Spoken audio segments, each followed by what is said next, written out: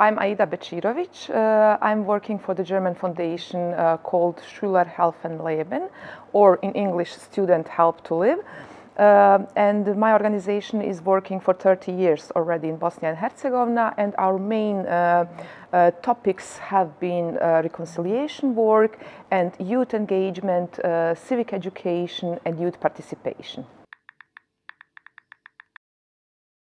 To be honest, that's my first time in Latvia, and I'm very happy about it. And I didn't know what to expect actually, because I'm the only participant from my country. And I was not sure, like, oh my God, what's going on? And also I was excited to meet all the people from this part of the world. And it was somehow for me a good contact to meet different people and to meet also like different practices that people do, and yeah, to be inspired, like to see what other people in other countries are doing, what's their situation. And so far I really get also the informations about different situations in countries and different activity they do. My key takeaway is actually that in this forum many countries are presented, and all those countries have different standards. Some of them are really perfect countries and some of them not that perfect. And but the situation of civic education is more or less the same. That's a takeaway for me, because it seems to be a huge confusion in the official education system, but also in the non-formal education. So there is still no example where those two cross-sectoral cooperations are there, like for 10 years, that we can find new examples on it. So the thing is that it is very fresh, and there is still space to modulate different activities. So, and that's my biggest takeaway, because I thought, like, okay, other people solved already the problem, it's integrated in developed countries, but it's not.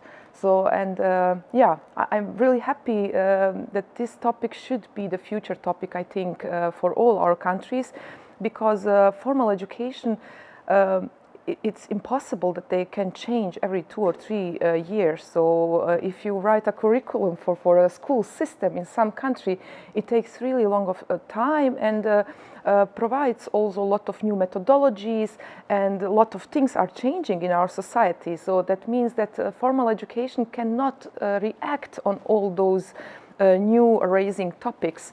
And I think now it's the moment where formal and informal education should come together and could really be incorporated in each other, so for the benefiting of young people, of course.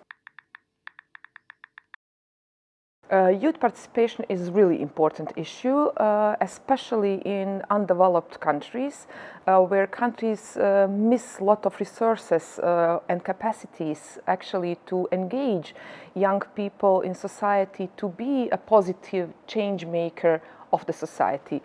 And for example, my country is a deeply ethnic divided country, and our formal education is actually supporting those ethnic divisions, and the non-formal sector is actually that one that brings all the parts together and provides some space for young people to be active citizen, and also to ask them what they really want, because the future, we love to say that the future is on the back of the young generations, but what we do to help them in that not that bright future.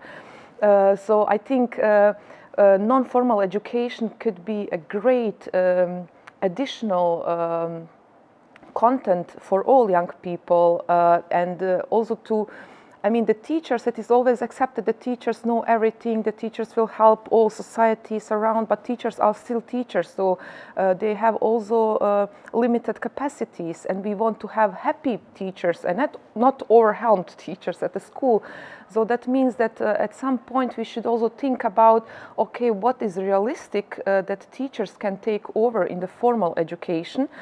and what part could can be taken over by NGOs or civil society organizations.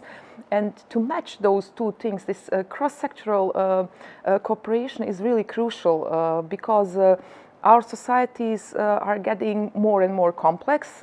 New topics are arising, like on monthly level almost. No education system in the world is able to act that fast.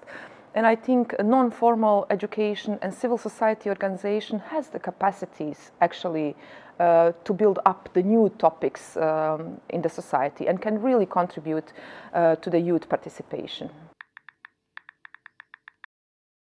I mean, there are a lot of programs going on, and Bosnia and Herzegovina, unfortunately, is not an EU member state.